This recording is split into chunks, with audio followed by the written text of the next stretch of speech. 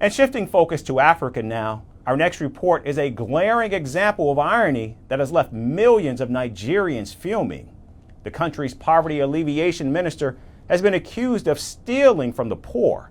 37-year-old Betta Edu is under fire over alleged diversion of public money into her own personal accounts. In the latest, a financial watchdog has recovered $24 million that was traced to over 50 private bank accounts. Now, this comes as a big embarrassment for Nigeria's President Bola Tinubu, who was elected last year after promising to rid the country of corruption and poverty. Our next report explains. Can you imagine a traffic cop breaking road safety rules? Or those preaching fight against climate change taking a private jet ride? Well, while the latter may not be unimaginable, it is certainly ironic. The next glaring example of dramatic irony is from Nigeria, where the country's poverty alleviation minister has been accused of stealing from the poor. This is Betta Edu. She is facing an intense probe over corruption charges. Nigeria's financial watchdog has recovered 30 billion naira or $24 billion that were traced to more than 50 bank accounts.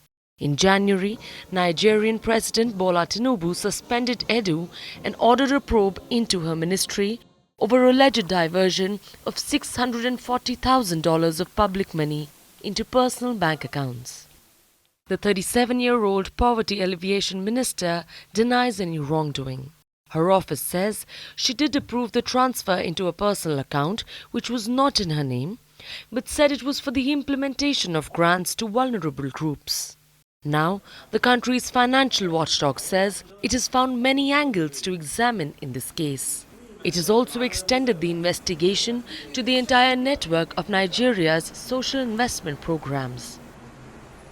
The suspension of a minister is a rare occurrence in Nigeria.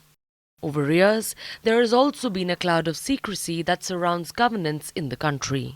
Details of how officials get and use public funds are often withheld.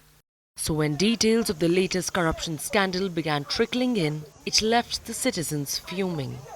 They're calling for the minister to be fired. Millions of people in Africa's most populous country are facing extreme levels of poverty. The government's harsh economic policies have further squeezed their livelihoods. In the year 2023, Bola Tinubu was elected president after promising to rid the country of chronic corruption and extreme poverty. He said his government is committed to uphold the highest standards of integrity, transparency and accountability in how Nigeria's resources are managed.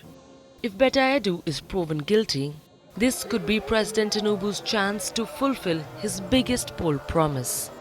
Will the Nigerian president take the lead in the country's fight against corruption?